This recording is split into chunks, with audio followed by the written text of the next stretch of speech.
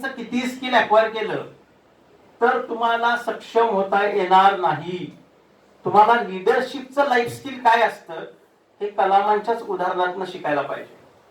दुसरं एक life skill मानवाच्या जीवनामध्ये अत्यंत महत्वाचं आहे, आस्था नावाचं.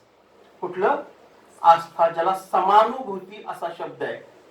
तो समानुभूती शब्द म्हणजे परदुःख जाणण्याची आपली वृत्ती. मी कलामांची 3 उदाहरणं देणार आहे आणि ती तुमच्या जीवनाला वेगळ्या प्रकारची दिशा देऊन जातील. एक झालं, कलाम हे ज्यावेळी यशाच्या सर्वोच्च शिखरावर होते, म्हणजे राष्ट्रपती झाले, भारतीय अवकाश तंत्रज्ञानाचे शिल्पकार झाले, आपण त्यांना मिसाईल मॅन म्हणून ओळखतो. ते एकदा अनौपचारिक गप्पांच्या वेळी बसले होते आपल्या मित्रांच्या बरोबर. त्यावेळी त्यांना विचारलं की डॉक्टर कलाम, तुमच्या जीवनातला सर्वश्रेष्ठ क्षण कुठला? कदाचित त्यांना हे सांगता आलं असतं की 1980 साली मी केलेलं SLV-3चं लॉन्चिंग, किंवा मी भारताला दिलेली अवकाश तंत्रज्ञानाची माझं योगदान, हे माझं जीवनातलं सर्वश्रेष्ठ यश आहे. पण त्यांनी तसं नाही सांगितलं. त्यांनी सांगितलं, माझ्या जीवनातला सर्वात आनंदाचा आणि सर्वात यशाचा क्षण दुसरा आहे. तो कुठला आहे? तर कलामांचं मूळ गाव रामेश्वरम, हे आपल्या सर्वांना ज्ञात आहे. रामेश्वरम ते राष्ट्रपती भवन, हे कलामांचं पुस्तक आहे, त्याच्यात वाचाय. किंवा इग्नाइटेड माइंड्स, प्रज्वलित मने, अग्निपंख, ह्या सगळ्यांच्या मध्ये ही उदाहरणं दिलेली आहेत आणि युट्यूब वर सुद्धा आहे. तर कलामांनी सांगितलं, माझ्या रामेश्वरम मध्ये एक महिला हृदय विकाराच्या रोगानं मृत्यू पावली. आणि कलामांनी ज्यावेळी चौकशी केली की ती महिला कदाचित त्यांच्या जवळची असेल, ती महिला का मृत्युमुखी पडली, तर एंजिओप्लास्टीच्या वेळी जे स्ट्रिंग घालतात ना, हृदयाची वाहिनी एखादी ब्लॉक झाली असेल तर ती ब्लॉक झालेली वाहिनी पुन्हा त्याच्यातून रक्तप्रवाह सुरळीत करण्यासाठी जे स्ट्रिंग बसवतात, त्या स्ट्रिंगची तत्कालीन किंमत आणि ऑपरेशनची किंमत तिला परवडली नाही. कलामांनी काय करावं? कलामांनी अवकाश तंत्रज्ञानाचं संशोधन थांबवलं सर, आणि साऊथ मध्ये परत गेले आणि हैदराबाद मधल्या डॉक्टर्सची त्यांनी चर्चा केली की ही स्ट्रिंग बनवायचं काय तंत्रज्ञान आहे आणि ती इतकी महाग का आहे की माझ्या गावातल्या महिलेला ती परवडली नाही म्हणून तिचा मृत्यू झाला. तर त्यांनी सांगितलं, वेगवेगळ्या काही मेडिकल वैद्यकीय गोष्टी त्यांनी सांगितल्या असतील आणि ती बनवायची टेक्नॉलॉजी सांगितली. तर कलामांनी पुढचे 4 महिने त्या हृदयात बसवणाऱ्या स्ट्रिंगवर संशोधन केलं आणि भारतीय बनावटीची अत्यंत कमी किमतीची स्ट्रिंग डॉक्टरांच्या मदतीने डॉक्टर APJ अब्दुल कलामांनी बनवली. आणि त्याच्यानंतर त्या स्ट्रिंग भारतामध्ये सर्वत्र त्याचं जो इंटेलेक्च्युअल प्रॉपर्टी राईट असतो ना, IPR, हा शब्द सुद्धा घरी जाऊन माहिती करून घ्या बरं का. IPR म्हणजे काय असतं? इंटेलेक्च्युअल प्रॉपर्टी राईट जो असतो तो भारतातल्या सगळ्या हॉस्पिटल्सना देऊन टाकला कलामांनी, आपल्याकडे ठेवला नाही, मी बनवलंय. नाहीतर आपल्याला मी करण्याची फार सवय असते. तर तो देऊन टाकला आणि त्याच्यानंतर अनेक भारतामध्ये यशस्वी एंजिओप्लास्टीची ऑपरेशन्स ती स्ट्रिंग बसवून झाली. आणि एकदा कलाम विमान प्रवास करून एका विमानतळावर उतरले तर एक महिला त्यांच्याकडे धावत आली आणि कलामांचे 2 हात हातात घेतले, 2 हात हातात घेतले आणि ते असे त्या हातांच्यावर आपला माथा टेकवला. कलाम म्हटलं, हे काय करताय बाई तुम्ही? तर ते म्हटल्या, त्या बाई म्हटल्या, सर तुम्ही माझ्या हृदयात राहता. कुठे राहता? सर तुम्ही माझ्या हृदयात राहता. तुम्ही जी स्ट्रिंग बनवली ना त्याच्यामध्ये माझं एंजिओप्लास्टीचं ऑपरेशन सक्सेसफुल झालंय, त्यामुळे तुम्ही एक प्रकारे माझ्या हृदयात आहे. ती स्त्री ज्यावेळी म्हणाली मी तुमच्या हृदयात आहे, तो क्षण कलामांच्या जीवनातला सर्वश्रेष्ठ क्षण होता असं डॉक्टर APJ अब्दुल कलाम म्हणतात. त्यावेळी माणूस माणसाला जोडला जातो आणि माणूस माणसाला जोडण्याची प्रक्रिया हे शिक्षण आहे सर. आणि जर आनंदानं जगायचं असेल, कौशल्यानं जगायचं असेल, तर आपल्यामध्ये एकमेकांच्या बद्दल स्नेह आणि आस्थेचं कौशल्य जागृत केलं पाहिजे. दुसरी एक कलामांच्या जीवनातली हीच गोष्ट आहे, आस्थेच्या संदर्भातच.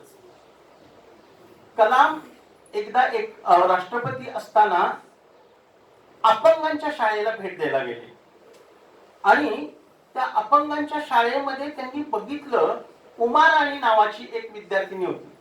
ही न्यूज आहे, राजदीप सर देसाई यांनी त्यांच्या टीव्ही चॅनलवर सांगितलेली न्यूज आहे ही. म्हणजे तुम्हाला युट्यूबवर काय बघायचं तेही आता सांगून ठेवतो. इंग्लिश मध्ये टाकायचं doctor Abdul Kalam handicap callipers, एवढं तुम्ही टाकलं तर ती न्यूज तुम्हाला बघायला मिळेल. तर ते ज्यावेळी त्या अपंगांच्या शाळेत गेले त्यावेळी त्यांना असं दिसून आलं की तिथं उमा राणी नावाची एक विद्यार्थिनी होती.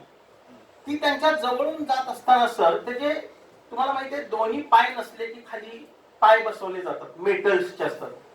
मेटल आणि लेदर यांचा उपयोग करून ते पाय बसवले जातात.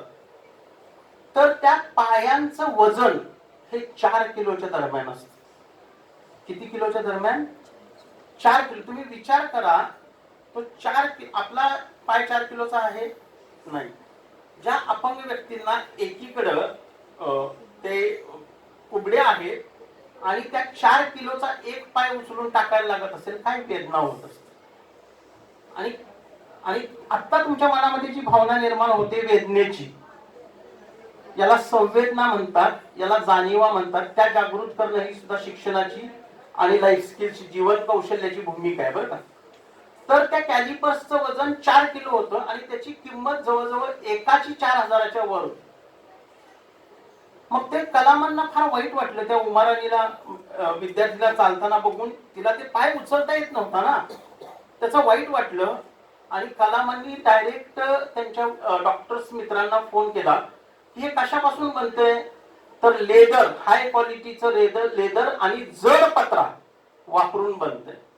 मग ह्याच्यावर काय आपल्याला त्या कॅलिपरचं वजन कमी करण्यासाठी काय करता येऊ शकेल का. तर त्यांनी पुन्हा तंत्रज्ञानाचा सल्ला घेतला, वैद्यकीय सगळ्या क्षेत्रातल्या लोकांचा सल्ला घेतला आणि अग्निपंख नावाचं जे आपलं मिसाईल आहे ना, अग्नि मिसाईल, त्याचं नाक म्हणजे पुढचा भाग ज्या पत्र्यापासून बनलाय, त्या पत्र्याचं एक वैशिष्ट्य असं आहे, तो पत्रा अत्यंत हलका पण तितकाच कठीण असतो. अत्यंत वजनानं हलका पण तितकाच कठीण असतो. पुन्हा कलामांनी कॅलिपरवर संशोधन केलं आणि भारतीय बनावटीची लेदर न वापरता त्या विमानाचा जो पत्रा असतो ना, किंवा सॅटेलाइट लॉन्चरचा जो पत्रा असतो, हलका पण कठीण, त्या पत्र्यापासून कलामांनी निजाम इन्स्टिट्यूट हैदराबाद इथं संशोधन करून कॅलिपर्स बनवले. त्याचं वजन किती होतं माहिती का? 400 ग्रॅम. आणि किंमत किती? 500 रुपये. हे योगदान कलामांचं त्यांच्या मानवी आस्थेतनं जन्माला आलंय बाळांनो. मानवी आस्था असेल ना तर नाविन्याचा ध्यास निर्माण होतो. आणि नाविन्याचा ध्यास असेल ती व्यक्ती केवळ राष्ट्रासाठी उपयुक्त नसते, माणुसकीसाठी उपयुक्त असते. आणि आपण आयुष्यामध्ये भौतिकदृष्ट्या किती समृद्ध होतो याच्यापेक्षा मानव्याच्या रूपात किती समृद्ध होतो ह्याला जास्त महत्व आहे. म्हणून जीवन कौशल्यानं जगण्यासाठी जीवनाची कौशल्य शिकता आली पाहिजे. स्वामी विवेकानंदांच्या जीवनातलं असंच एक फार सुंदर उदाहरण आहे सर. स्वामी विवेकानंद 1893 साली शिकागो येथे होणाऱ्या धर्म परिषदेसाठी गेले. साल बरोबर आहे ना माझं? 1893 साली शिकागो येथे होणाऱ्या धर्म परिषदेसाठी गेले. धर्म परिषदेला जाण्याच्या पूर्वी त्यांनी असा विचार केला की आपले गुरु कोण? गुरु स्वामी विवेकानंदांचे रामकृष्ण परमहंस यांची जाऊन भेट घ्यावी, त्यांना आपण कशासाठी चाललोय याचा उद्देश सांगावा कारण विवेकानंदांचा नरेंद्रनाथापासून विवेकानंदापर्यंतचा प्रवास हा रामकृष्ण परमहंसांनी घडवून आणलेला आहे. नरेंद्रनाथांच्या पासून विवेकानंद होण्यापर्यंतचा प्रवास हा रामकृष्ण परमहंसांच्यामुळे घडलेला आहे. ते रामकृष्ण परमहंसांच्याकडे गेले, त्यांना सांगितलं, बाळांनो इकडे लक्ष द्या, मी साताऱ्यावरून तुमच्यासाठी आलोय आणि जीवनामध्ये चांगल्या शब्दांच्या पेक्षा अधिक महत्वाचं काही नसतं. ठीक आहे. तर रामकृष्ण परमहंसांच्या जवळ जाऊन त्यांना आपण का धर्म परिषदेमध्ये चाललोय, भारतीय आध्यात्मिक तत्वज्ञान जगाला का सांगायचं आहे, ह्याचा उद्देश त्यांच्या शिकागो भेटीचा सांगितला. परमहंसांनी लगेच जा म्हटले नाही, त्यांची चिकित्सा व्यवस्थित केली. जे सांगणार आहेस ते योग्य आहे का, जे बोलणार आहेस, जिथं जाणार आहेस तिथं कसा बोलला पाहिजेस, काय मत व्यक्त केलं पाहिजेस, त्याचं मार्गदर्शन पण गुरु म्हणून केलं. आणि रामकृष्ण परमहंसांच्या पत्नी, ज्यांना माताजी म्हटलं जातं, आता गुरुची भेट घेतली, पण गुरु मातेची पण भेट घेण्यासाठी रामकृष्ण परमहंसांच्या किचन मध्ये, म्हणजे जिथं त्यांच्या स्वयंपाकाची खोली होती तिथं माताजी बसल्या होत्या, परमहंसांच्या पत्नी. त्यांच्याकडं स्वामीजी गेले आणि सांगितलं, माताजी मी अमेरिकेला चाललोय, तुमचे आशीर्वाद घेण्यासाठी आलोय. कशासाठी चाललायस बाळा? आपल्या वैदिक धर्माचं तत्वज्ञान अमेरिकेमध्ये धर्म परिषदेमध्ये मांडायला चाललोय. त्या माताजी भाजी चिरत होत्या आणि भाजी चिरताना त्यांनी सांगितलं, ही जरा चाकूची धार बोचड झाली वाटतं, तिकडं दुसरा चाकू ठेवलाय कट्ट्यावर, तो घेऊन ये. साधी बाब आहे. विवेकानंद त्यावेळेचे नरेंद्रनाथ विवेकानंद तिथे गेले, कट्ट्यावर चाकू घेऊन आले आणि चाकू माताजींच्या हातात दिला. माताजी म्हटल्या, आता तू मला तुझा उद्देश वगैरे काही सांगू नको, तडक अमेरिकेला जा, तू जाण्यास पात्र आहेस, तू अमेरिकेला जाण्यास पात्र आहेस. विवेकानंदांनी सांगितलं, मी अजूनपर्यंत काहीच तुम्हाला सांगितलं नाही माताजी, मी तिथं काय सांगणार आहे, काय बोलणार आहे, काहीच सांगितलं नाही, तरी तुम्ही मला एवढी माझी काय पारख केली 1 मिनिटाच्या आत. तर त्या म्हटल्या, बाळा तू माझ्या हातात चाकू देताना पात माझ्याकडे केलं नाहीस, दांडा माझ्याकडे केलास, पात तुझ्या हातात ठेवलंस. ही भारतीय संस्कृती. एक वेळ मला खर्चटलेले चालेल, पण माझ्या मातेला इजा होऊ नये, हे भारतीय आध्यात्मिक तत्वज्ञान आहे. आणि ते तत्वज्ञान जीवनामध्ये अंगीकारल्यामुळे आपण चाकू देताना कसा देतो सांगा बरं? घरामध्ये आपण दांड्याला हात लावतो आणि चाकूचं पात दुसऱ्याच्याकडे करतो. चाकूचं पात दुसऱ्याकडे करण्याची आपली संस्कृती नाही. आपली संस्कृती दुसऱ्याला इजा न करण्याची आहे. म्हणून दांडा समोर केला विवेकानंदांनी. ह्याचा अर्थ भारतीय वैदांतिक तत्वज्ञान त्यांच्या अंगी रुजलं आणि त्याचं त्यांनी कौशल्यात उपयोजन केलं. ह्याच्यापेक्षा लाईफ स्किल्स दुसरी कुठली नाही. तुम्हाला सरांनी ज्यावेळी सांगितलं की लाईफ स्किल्स म्हणजे मी काहीतरी फार तांत्रिक सांगेन ते पुढच्या सेशनमध्ये, पण लाईफ स्किल म्हणजे काय आहे? एक माणसानं दुसऱ्या माणसाला जाणून जगणं म्हणजे लाईफ स्किल्स आहे. आणि जीवनाचा आनंद हा दुसऱ्याला जाणल्याशिवाय घेता येत नाही. आणि दुसरी गोष्ट, सातत्यानं शिक्षणाच्या प्रक्रियेमध्ये माणसाला प्रश्न पडले पाहिजेत. स्वामी विवेकानंदांचे वडील विश्वनाथ बाबू हे बंगालमधील, विशेषतः कलकत्त्यामधील त्या काळातले प्रसिद्ध वकील होते. आणि वकिलांच्या घरी सर रविवारी गर्दी असते. आपल्याकडे सोमवार ते शनिवार गर्दी असते असं आपण म्हणतो.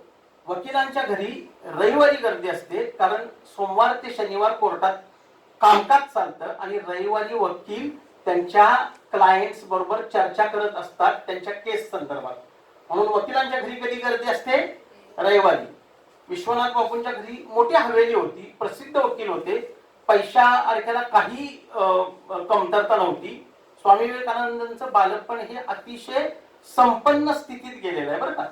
म्हणजे प्रतिकूल परिस्थिती नव्हती स्वामी विवेकानंदांची, पण अनुकूल परिस्थिती सुद्धा चांगलं राहणं हा आजच्या समाजापुढचा फार महत्वाचा प्रश्न आहे सर. कारण अनुकूल परिस्थितीत बिघडलेली मुलं पुण्या मुंबईत अनेक जण फिरत आहेत, ड्रगच्या विळख्यात अडकली. पण विवेकानंदांच्या बालपणामध्ये, म्हणजे ज्यावेळी ते विवेकानंद नव्हते आणि नरेंद्र होते, त्यावेळी रविवारी त्यांच्या घरी गर्दी असायची आणि बंगालच्या विविध भागातून पक्षकार यायचे केस घेऊन. आणि त्या पक्षकारांच्या सोयीसाठी तत्कालीन बंगालमध्ये आता सिगरेटी पितात, ते पण प्रमाण कमी झालंय चांगल्या गोष्टींचा प्रचार केल्यामुळे. पण त्या काळात हुक्के ओढण्याची सवय होती. हुक्का माहिती का तुम्हाला? बघितलं असेल पिक्चर मध्ये. हुक्का ओढण्याची सवय होती. हुक्क्यामध्ये काय असतं, वर एक वाटी असते, त्याला खाली पाईप असते आणि त्या वरच्या बाजूला तंबाखू घातली जाते आणि त्या पाईपच्या मधून एक रबरी पाईप जोडून ती तोंडापर्यंत आणतात, वर आग लावतात आणि मग ते त्याच्यात येणारा धूर घेतला की मेंदूला झटका बसतो. आणि मेंदूला झटका बसण्याची परंपरा बऱ्याच दिवसापासून आपल्याकडे आहे, सर्व जगातच आहे. अनेक जण अनेक प्रकारचे झटके मेंदूला देण्याचं काम करत असतात. माझं आजचं व्याख्यान ही झटक्या देण्यातलाच प्रकार आहे, कारण मी इथं मार्गदर्शन करायला आलो नाही, मी प्रश्न निर्माण करायला आलेलो आहे. विद्यार्थ्याच्या मनात प्रश्न निर्माण करणं ही शिक्षणाची प्रक्रिया आहे. तर स्वामी विवेकानंद नरेंद्रनाथ हा रविवारी फिरायचा ना, तिथून वकील त्यांचे वडील त्यांचं कामकाज बघायचे, पक्षकार त्यांना माहिती द्यायची आणि माहिती दिल्यानंतर हुक्के ओढायचे. पण विश्वनाथ बाबूंनी हुक्क्याची एक सिस्टीम करून ठेवली होती. ती सिस्टीम काय होती, तर त्यांनी 20 प्रकारचे वेगवेगळे हुक्के असे वेगवेगळ्या ठिकाणी मांडून ठेवले होते. आणि नरेंद्रनाथांचं ऑब्झर्वेशन फार बारीक होतं. नरेंद्रनाथ हे त्यांनी ऑब्झर्व केलं त्या नरेंद्रनं छोट्या, की ठराविक लोक प्रत्येक रविवारी ठराविक हुक्क्याच्या जवळ जमतात आणि तिथलाच हुक्का ओढतात. दुसऱ्या हुक्क्याच्या जवळ ते जात नाहीत आणि तिथला हुक्क्यातली तंबाखू ते ओढत नाही. म्हणजे तंबाखू होते का नाही त्यांना माहित नव्हतं, काहीतरी ओढतात एवढंच माहित होतं. मग एक दिवशी विश्वनाथ बाबू रविवारी नव्हते आणि पक्षकार पण आले नव्हते, त्यावेळी हुक्के मात्र 20 होते. नरेंद्रनं काय केलं, ते पक्षकार तसा जाळ लावतात तसा जाळ लावला प्रत्येक हुक्क्याच्या मध्ये आणि थोडं थोडं ओढून बघितलं. आणि नेमके विश्वनाथ बाबू आले. आणि विश्वनाथ बाबू आल्यानंतर त्यांनी विचारलं, नरेंद्र हे काय करतोय? अरे ही तंबाखू आहे. त्यांनी विचारलं, हे तंबाखू मग काय होतं? अरे मेंदूला झटका बसतो ना. पण बाबा मला एक कळलं नाही, तुम्ही हे 20 हुक्के कशाला मांडून ठेवले? त्यावेळी त्यांनी तत्कालीन भारतातल्या अनिष्ट रूढीचं एक उदाहरण सांगितलं की तो प्रत्येक जातीसाठी वेगळा हुक्का आहे. तो हुक्का प्रत्येक जातीसाठी वेगळा आहे. त्यावेळी नरेंद्रनाथांनी विचारलेला प्रश्न फार महत्वाचा होता. बाबा त्या हुक्क्यामध्ये काय असतं? बाबांनी सांगितलं तंबाखू. तंबाखू एकच असते का? हो एकच असते. पण त्या तंबाखूचा धूर घेतल्यानंतर मेंदूला तुम्ही जो म्हणता तो झटका तेवढाच बसतो का? हो तेवढाच बसतो. मग जर हुक्क्यातली तंबाखू एक असेल, हुक्क्यातनं निघणारा धूर एक असेल, हुक्क्या घेतल्यानंतर सारखा झटका बसत असेल, तर हे वेगवेगळ्या जातीसाठी वेगवेगळे हुक्के का? हा प्रश्न जेव्हा ज्यांना पडतो ते स्वामी विवेकानंद होतात. बाळांनो, कुठलाही माणूस जगात वेगळा नाहीये. धर्म, जात, पंथ हे आपल्या सोयीसाठी आहे. आपण सर्वजण माणसं आहोत आणि माणसानं माणसाला माणसासारखं वागवलं की या जगामध्ये सर्वांचं जीवन हे सुंदर आणि आनंदी होतं. जीवन कौशल्यानं जगण्यासाठी माणसांची जाण असणं सर्वात महत्वाचं आहे. आणि ती जाण धर्माच्या, जातीच्या, पंथांच्या, वर्णांच्या पलीकडची असली पाहिजे. मात्र मध्यंतरीच्या कालखंडामध्ये आपला प्रवास समाजाचा हा आधुनिकतेकडे होत होता, विवेकवादाकडे होत होता, विज्ञानवादी विचारसरणीकडे होत होता. त्या समाजाला पुन्हा सांस्कृतिक दृष्ट्या मागच्या युगात ढकलण्याचा कुठेतरी प्रयत्न होतोय का? तसा होत असाल तर तुम्ही सजग राहा, कारण जागृत राहणं हे विद्यार्थ्याचं चिरंतन कर्तव्य आहे.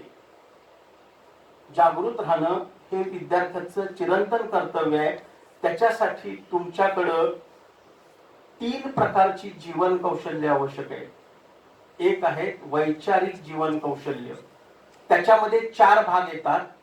निर्णय क्षमता, समस्या निराकरणाची क्षमता, चिकित्सात्मक विचार करण्याची क्षमता, जो नरेंद्रनं केला होका वेगळा का, चिकित्सात्मक विचार करण्याची क्षमता, आणि सृजनात्मक विचार करण्याची क्षमता, नवनिर्मितीची क्षमता.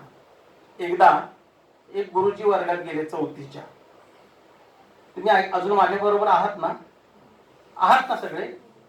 ज्यावेळी तुम्हाला मला थांब म्हणायचं त्यावेळी थांब म्हणा, म्हणजे मी थांबणारच थोड्या वेळानं. एकदा एक गुरुजी वर्गात गेले आणि वर्गात त्यांनी सहज प्रश्न केला, 4थीच्या वर्गात, बाळांनो, इथं आता आभाळ कोसळलं तर तुम्ही काय करा? आता ती 4थीची मुलं आहेत. ती 4थीच्या मुलाचा जेवढा IQ बुद्ध्यांक विकसित झाला असेल, इंटेलिजंट कोशंट जेवढा विकसित झाला असेल, तेवढ्याच बुद्धीनं उत्तर देणार ना. त्यातल्या एका मुलीनं उत्तर दिलं, मुलींना चकमकीच्या आधीच प्रेम असतं, त्यांनी उत्तर दिलं, मुलींना त्या आकाशाबरोबर जे ग्रहतारे येतील ना चमकते, ते एका पिशवीत मी भरून घेईन सर. छान उत्तर आहे. प्रत्येकाचं नवनिर्मिती विचार करण्याची क्षमता सुंदर असते बाळांनो. तर ते मी पिशवीत भरून घेईन. एका मुलानं उत्तर दिलं, सर त्या आकाशाबरोबर जे ढग येतील ना ते कापसासारखे मी पिंजून काढेन.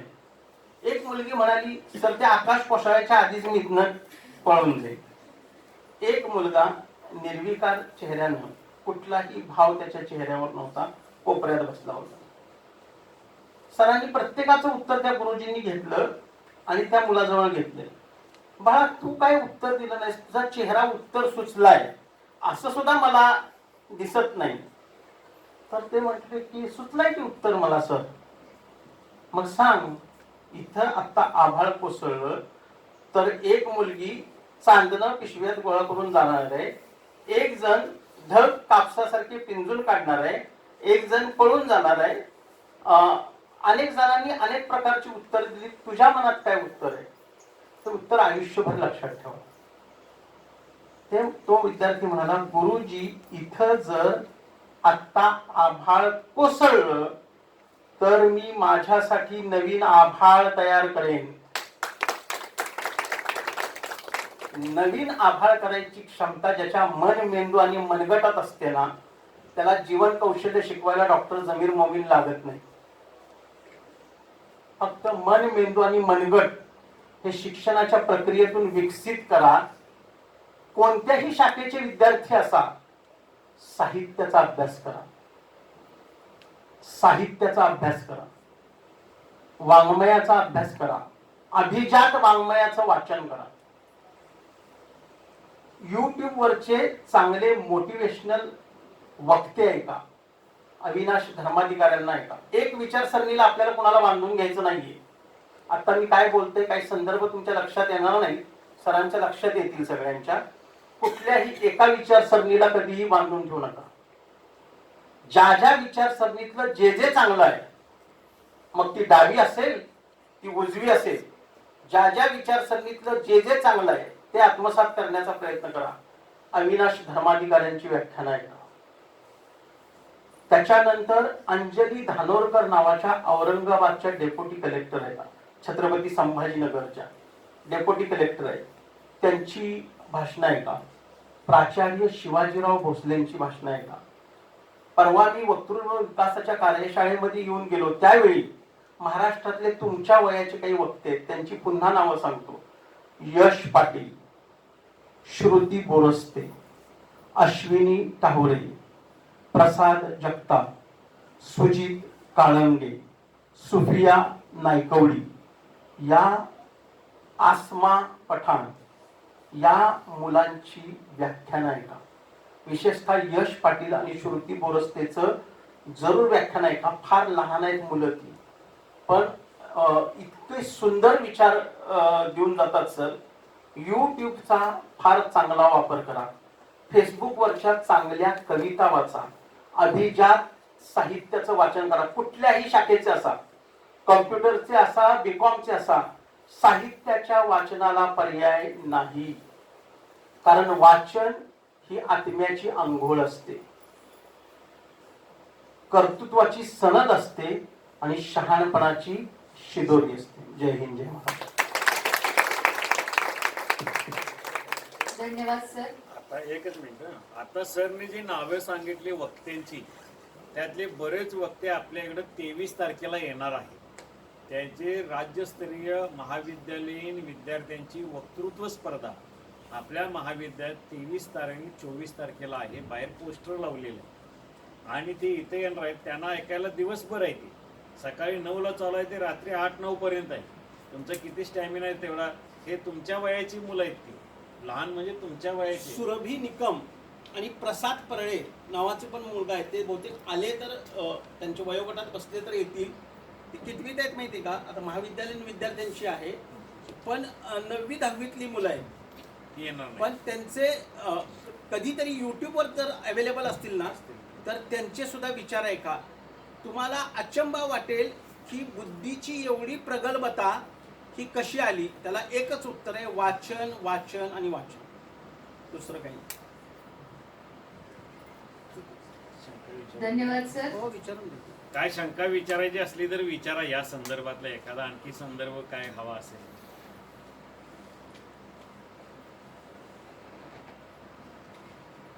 ओके, आपण पीपीटीला सुरुवात करूया. पाऊण तासात हो. पीपीटी संपली. हो लगेच चालू. अभिजित, लगेच आपण पीपीटीला पण सुरुवात करूया. म्हणजे सेशन आता वाजले तुम्हाला सहीला एक कागद आलेला आहे, तेवढा सही करून 11:15 वाजलेत. मी 12:30ला बरोबर थांब. ठीक आहे. हे बघा, मला माहित आहे की तुम्हाला बोलवून आणलेलं आहे आणि तुम्ही अडकून पडला की तसं समजून घेऊ नका स्वतःला. हे जे सर दाखवत आहेत किंवा हे कुठल्या विषयात नाही, कुठल्या पेपरला नाही, याच्यावर परीक्षा नाही, याला मार्क नाही, पण तुमच्या आयुष्यासाठी उपयोगी असते अशी काही सरांनी अभ्यास करून आणलेला आहे. काही जाता जाता सुचलेलं नाही. नाहीतर मोठ्या राजकीय सभेतला जोर जोरात ओरडून भाषण देणारा माणूस नाही. हे अभ्यासपूर्ण आहे, याच्यावर संशोधन केलेलं आहे. हे संशोधन कसं केलं जातं या कौशल्यावरती संशोधन करून तुम्ही आता MA ला असाल तर मराठी हिस्ट्री याला तुम्हाला प्रत्येकाला PG ला एक नाही तर संशोधनाचा पेपर आहे. आणि तुमच्या विषयाचं संशोधन कसं केलं जातं याविषयी आपल्याला माहिती नसतं. तर ते माहिती करून घ्यायचं की यांच्या त्याच्यासाठी वेगळा विषय आहे. PG ला एक संशोधनाचा जो पेपर असतो त्याचा तुम्ही करायचं. त्यानंतर त्याचं संशोधन करून त्यांनी जो स्वतः विचार मांडलेला आहे तो या ठिकाणी आहे. तुम्हाला सहीचा एक कागद आलेला आहे, त्यासोबत एक फीडबॅक फॉर्म पण तुम्हाला दिला जाईल. तोही फॉर्म भरून तुम्ही द्यायचा आहे. व्याख्यान संपल्यानंतर प्रत्येकासाठी नाश्त्याची सोय केलेली आहे, त्यामुळे नाश्ता घेतल्याशिवाय कुणी जायचं नाही याच्या सोयी. ओके, माईक जरा द्या तुमचं. ओके, हे झाल्यानंतर तुम्हाला काही शंका असेल तर लगेच सरना विचारलं काय नाही. फीडबॅकचा फॉर्म तोवर दिला तरी चालेल. सर्वात महत्वाचं तुमच्या माहितीसाठी सांगतो की न्यू एज्युकेशनल पॉलिसी 2020 ज्याचं इम्प्लिमेंटेशन तुमच्या कॉलेजमध्ये 2023 पासून झालंय आणि आता विद्यापीठ शिवाजी विद्यापीठाशी ॲफिलिएटेड जी ऑटोनॉमस कॉलेजेस नाही आहेत त्यांच्यासाठी आता नेक्स्ट इयर पासून म्हणजे 24-25 पासून ते लागू होणार आहे. त्याच्यामध्ये तुमच्या सब्जेक्ट बरोबर एक पेपर हा 1, 2, 3 म्हणजे त्याचे 3-4 प्रकार आहेत. Generic, open, elective. Generic, open, elective असा एक पेपर तुम्हाला घ्यावा लागणार आहे. त्याच्यानंतर व्होकेशनल स्किल बेस्ड एज्युकेशन ह्याचा पेपर तुम्हाला घ्यावा लागणार आहे. व्हॅल्यू एज्युकेशनचा पेपर घ्यावा लागणार आहे.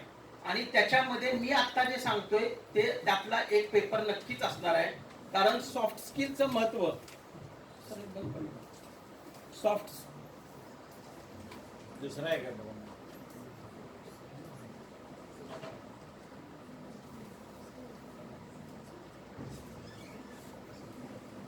हॅलो, ठीक आहे. असं नाही असं ठीक आहे. कारण सॉफ्ट स्किल्सचं जे महत्त्व आहे ना, ते महत्त्व आता ग्लोबलायझेशनमध्ये मल्टीनॅशनल कंपन्यांना कळाल्यामुळे सॉफ्ट स्किलचं ट्रेनिंग हे विद्यार्थ्याला कंपल्सरी प्रत्येकाला ॲक्वायर केलं पाहिजे. आणि त्याच्यासाठी तुम्हाला स्किल बेस्ड पेपर असणार आहे आणि त्याच्यामध्ये लाईफ स्किलचा पार्ट हा अत्यंत महत्त्वाचा आहे. नेक्स्ट आता मी सांगतो तुम्हाला, ह्या डिग्र्या मी मुद्दाम लिहिल्या ते तुम्हाला माझं क्वालिफिकेशन कळण्यासाठी.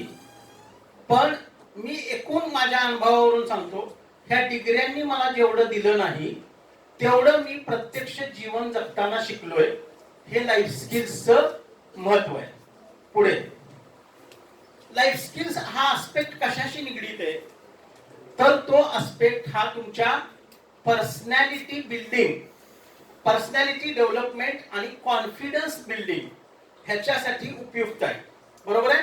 आज जर मी तुम्हाला सांगितलं की माझ्या व्याख्यानावर, मगाशी घेतलेल्या व्याख्यानावर तुम्ही प्रतिक्रिया द्या, तर पुढे येऊन प्रतिक्रिया देण्याच्या मध्ये विद्यार्थ्यांचं फक्त 5 ते 10% प्रमाण असेल. बाकीचे विद्यार्थी खुर्चीवर बसण्याचाच प्रयत्न करतील.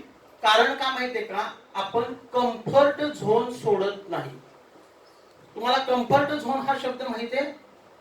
कम्फर्ट झोन म्हणजे मेंदूला जिथं आराम मिळतो ते करायला आपल्याला आवडतं. मेंदूला इंजेक्शन देण्याची आपल्याला सवय नाही. पण मेंदूला टोचून घेतल्याशिवाय बुद्धिमत्ता विकसित होत नाही. मेंदूला टोचून घ्यावं लागतं, मेंदूला पेन घ्यावी लागते, त्याच्याशिवाय गेन होत नाही. म्हणून आपण कम्फर्ट झोन सोडत नाही. मेंदू आपला आराम करायच्या मूड मध्ये असतो सर नेहमी. पण मेंदूला पेनच्या मोड मध्ये नेलं की गेन होतं आणि गेन झाल्यानंतरच माणसाचा ग्रोथ झोन सुरू होतो. कुठला झोन सुरू होतो? Growth zone. त्यामुळे कम्फर्ट झोन सोडून जे जे पेनच्या झोन मध्ये जातात ते विश्वास नांगरे पाटील होते.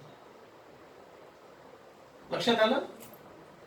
आणि सचिन तेंडुलकर होण्यासाठी कम्फर्ट झोन सोडावा लागतो. जो सोडत नाही तो विनोद कांबळे होतो. आता त्याची अवस्था बघा विनोद कांबळेची, कम्फर्ट झोन न सोडल्यामुळे काय झालेली आहे. कम्फर्ट झोन सोडल्यामुळे लता मंगेशकर होते. कम्फर्ट झोन सोडल्यामुळे अब्दुल कलाम तयार होतात. त्यामुळे कम्फर्ट झोन मधून ग्रोथ झोन मध्ये जाण्याचा प्रयत्न करा. आणि हीच की आहे पर्सनॅलिटी डेव्हलपमेंट. नेक्स्ट. आता ही पर्सनॅलिटीची एक व्याख्या आहे. पर्सनॅलिटी हा बेसिक शब्द हा पर्सोना नावाच्या शब्दापासून आला. पर्सोनाचा अर्थ आहे मुखवटा.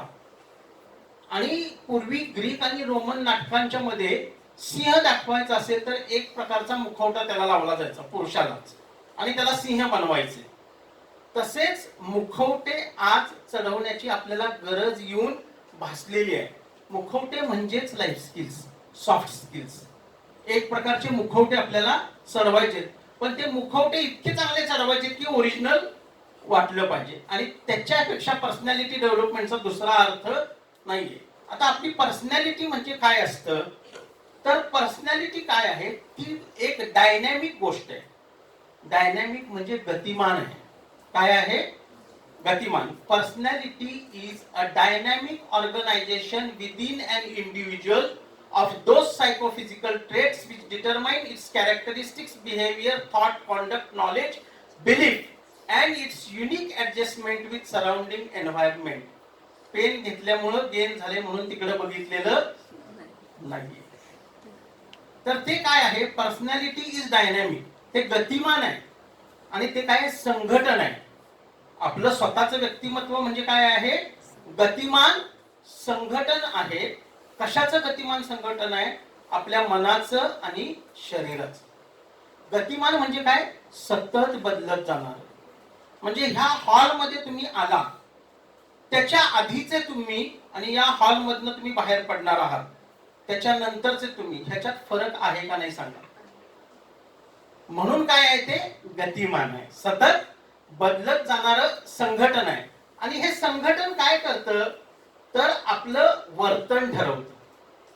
हे जे मनाचं आणि शरीराचं बदलत जाणारं संघटन आहे, ते आपलं वर्तन ठरवतं, आपलं विचार ठरवतं, त्याच्यानंतर आपलं ज्ञान ठरवतं आणि आपल्या ह्या परिसराशी आपली एक जुळवून घेण्याची प्रत्येकाची एकमेव आणि अद्वितीय अशी पद्धत ठरवतो. म्हणजेच उदाहरणार्थ काय, इथं आर्ट्सचे विद्यार्थी नसतील किंवा लाईफ स्किल विषयामध्ये इंटरेस्ट नसलेले विद्यार्थी असतील, पण ते आत्ता काहीतरी जुळवून घेत आहेत. कदाचित शिक्षकांच्या दबावामुळं, कदाचित आणून बसवल्यामुळं, पण आता ऐकायचंच आहे तर काय चांगलं ऐकूया थोडस.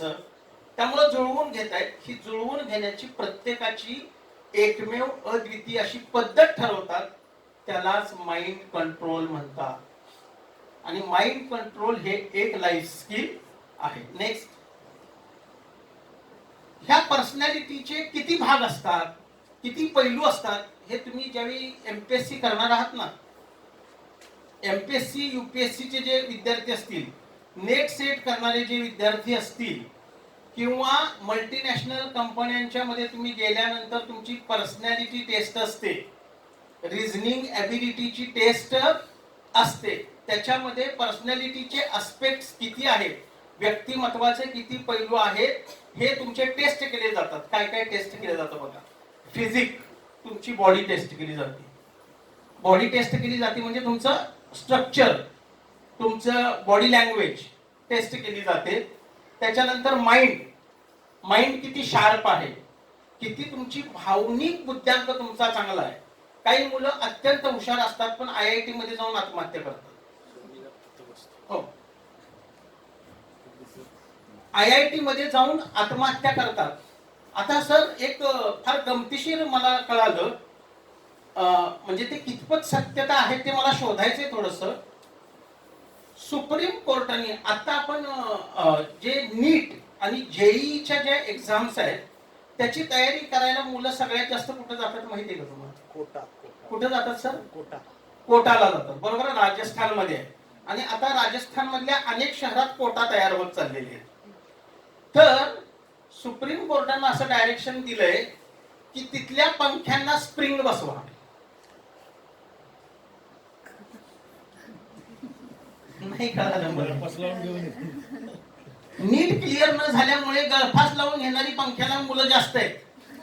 हुशार मुलं, नीटला अभ्यास करणारी, IIT ला जाणारी मुलं आहेत, ती हुशार म्हणून गणली जातात. ती मुलं नीट न केल्यामुळे, नीट क्लिअर न केल्यामुळे आणि जेई न क्लिअर केल्यामुळे गळफास लावून घेतात. म्हणून त्या पंख्यांना स्प्रिंग बसवा तिथल्या हॉस्टेल्सच्या. हे फार दुर्दैवी आहे. असं जर डायरेक्शन एखाद्या न्यायालयाला द्यायला लागत असेल किंवा पोलीस यंत्रणेला द्यावं लागत असेल तर ह्याच्यापेक्षा बुद्धिवंतांचं दुसरं दुर्दैव नाही. त्यामुळं केवळ बुद्धीच्या जोरावर माणूस यशस्वी होत नाही, भावनेची सक्षमता लागते. त्याच्यासाठी माइंड लागतं, इंटेलिजन्स बुद्धी लागते, थॉट्स तुमचे विचार चांगले लागतात. आणि विचार चांगले घडवायचे असतील तर ऐकायला लागतं, चांगलं ऐकायला लागतं. त्याच्यानंतर तुमच्याकडे मूल्य प्रणाली स्वतःची विकसित झाली पाहिजे, मॉरल्स अँड व्हॅल्यूज. त्याच्यानंतर तुमच्या समोर चांगले आदर्श असले पाहिजे. ते तुमचे गुरु असतील, एखादा पिक्चरचा अभिनेता सुद्धा असू शकेल, एखादा खेळाडू असू शकेल, एखादा वक्ता असू शकेल. पण परवा दृष्टी IAS हे तुम्हाला माहित आहे? दृष्टी IAS विकास दिव्यकीर्ती सर चालवतात दिल्लीमध्ये. दृष्टी IAS ही संस्था. तर विकास दिव्यकीर्ती सरांनी एक फार सुंदर वाक्य सांगितलं, ते थोडस नंतर करा म्हणून ऐका. ते विकास दिव्यकीर्ती सरांनी एक वाक्य फार सुंदर सांगितलं. ते म्हणाले की आपल्या भारतीय समाजातल्या मुलांचे हिरो दोनच असतात, एक तर पिक्चर मधले किंवा क्रिकेट मधले. पण ज्यावेळी भारतीय विद्यार्थ्यांचे हिरो त्यांचे प्राध्यापक आणि शिक्षक होतील त्यावेळी विद्यार्थ्यांना दुसरीकडे घडवण्यासाठी अकॅडमिक उघडायची गरज नाही. मग आपण आदर्श कुणाला मानायचं हे आपण ठरवायला पाहिजे. म्हणून तुमचे आयडियल्स काय आहेत, त्याच्यानंतर तुमच्याकडे कुठले कुठले स्किल्स आहेत, कौशल्य काय आहे. मला ज्ञानपीठावर जाऊन किंवा मंचावर जाऊन फार छानपैकी बोलता येतं, हे स्किल आहे. त्याच्यानंतर मी गणित आणि तार्किक विचार फार लवकर करू शकते, हे माझं स्किल आहे. माझ्याकडे जनरल अवेअरनेस गोळा करण्याचं स्किल आहे. हे स्किल्स तुमचे डेव्हलप झाले पाहिजेत. कॉम्प्युटरवर अकाउंटन्सी मध्ये टॅलीचं माझ्याकडे एक वेगळं स्किल आहे. हे स्किल्स तुमच्याकडे निर्माण झाले पाहिजेत. त्याच्यानंतर प्रत्येकाच्या व्यक्तिमत्वामध्ये 4 गोष्टी असतात: स्ट्रेंथ, विकनेसेस. तिकडे नका भाऊ, आता मी सांगतो. स्ट्रेंथ, विकनेसेस, अपॉर्च्युनिटीज आणि पूर्वी थ्रेट्स म्हणायचे. थ्रेट्स म्हणजे काय? धोके. स्ट्रेंथ्स म्हणजे तुमच्याकडे क्षमता असतात प्रत्येकाकडे. विकनेसेस म्हणजे कमतरता असतात, उणीवा असतात. त्याच्यानंतर तुमच्याकडे तुम्हाला संधी असतात स्वतःला सिद्ध करण्याच्या. माणसाच्या आयुष्यात 2 क्षण फार महत्वाचे असतात. हे वाक्य फार लक्षात ठेवा. 2 क्षण फार महत्वाचे असतात. तुम्ही जन्माला येतात तो क्षण, त्याच्यामध्ये आपलं 0 कॉन्ट्रीब्युशन असतं. जन्माच्या प्रक्रियेमधलं आपलं योगदान 0 आहे. आई वडिलांच्या वैवाहिक परंपरेतून आपण जन्माला येतो, त्याच्यामध्ये आपलं योगदान 0. दुसरा क्षण आपल्यासाठी फार महत्वाचा असतो, तो म्हणजे सिद्ध करण्याचा क्षण. ज्यावेळी माणूस स्वतःला सिद्ध करतो, तो त्याच्या जीवनातला सर्वोत्तम क्षण असतो. आपापल्या ज्ञानाच्या क्षेत्रामध्ये आपल्याला सिद्ध करण्याचा क्षण. म्हणून तुम्हाला तुमच्या स्ट्रेंथ कुठले आहेत, तुमचे विकनेसेस कुठले आहेत, तुम्हाला संधी कुठल्या आहेत स्वतःला सिद्ध करण्याच्या, त्या तुम्हाला माहित पाहिजेत. आणि त्याच्यानंतर तुमच्या संधीला धोके कुठले आहेत, म्हणजे तुमच्या समोरची चॅलेंजेस कुठली आहेत, आव्हानं तुमच्या समोरची कुठली आहेत, हे तुम्हाला माहित पाहिजे. त्याच्यानंतर तुमच्याकडे इंटरेस्ट पाहिजे. म्हणजे मी फक्त अभ्यासच करेन ह्यानं सर्वांगीण प्रगती होत नाही. सर, मी शिक्षणशास्त्रातलं सर्वांगीण व्यक्तिमत्वाबद्दल बोलतोय. जो फक्त बुद्धिवान असतो आणि परीक्षेच्या गुणपत्रिकेला महत्व देतो, तो विद्यार्थी आयुष्यात फार यशस्वी होत नाही. आणि आयुष्यात आर्थिक दृष्ट्या संपन्न झाला तरी समाधानी होत नाही. कला, साहित्य, क्रीडा या गोष्टींच्या मध्ये सुद्धा आपल्याला इंटरेस्ट घेता आला पाहिजे. पिक्चर्स चांगले बघितले पाहिजेत, नाटकं चांगली बघितली पाहिजेत, चांगली गाणी ऐकली पाहिजेत, सुंदरसं संगीत ऐकलं पाहिजे, चांगले विनोद करण्याची बुद्धी आपल्याकडे आहे, असली पाहिजे. आमच्या वनपट्टे सरांच्याकडे नेहमी हसत असतात ते. त्यांच्याकडे येणं हा माझ्यासाठी फार आनंदाचा दिवस असतो. हे मी अनेक वेळा कबूल केले. कारण आता सरांचं वय जास्त नाहीये, तरी सुद्धा मी म्हणतो या वयातही चिरतरुण आणि चिरसक्षम कसं राहावं हे वनपट्टे सरांच्याकडून शिकावं. आणि ते शिकण्यासाठी मी येतो सरांच्याकडे. खरंच आहे ते सर, जे आहे ते सत्य सांगतोय. त्याच्यात म्हणजे मला बोलवलंय म्हणून नव्हे. ही विनोद बुद्धी आपल्याकडं असली पाहिजे. जीवन आनंद देऊन लाईफ स्किल्स ह्याच्यापेक्षा वेगळी नसतात. त्याच्यानंतर आपल्याकडं ऍटिट्यूड पाहिजे. ऍटिट्यूड म्हणजे गर्व नव्हे. ऍटिट्यूड म्हणजे आपल्या वृत्ती चांगल्या पाहिजेत आणि ऍप्टिट्यूड पाहिजे. ऍप्टिट्यूड म्हणजे आपण ओळखलं पाहिजे की आपल्याला काय होता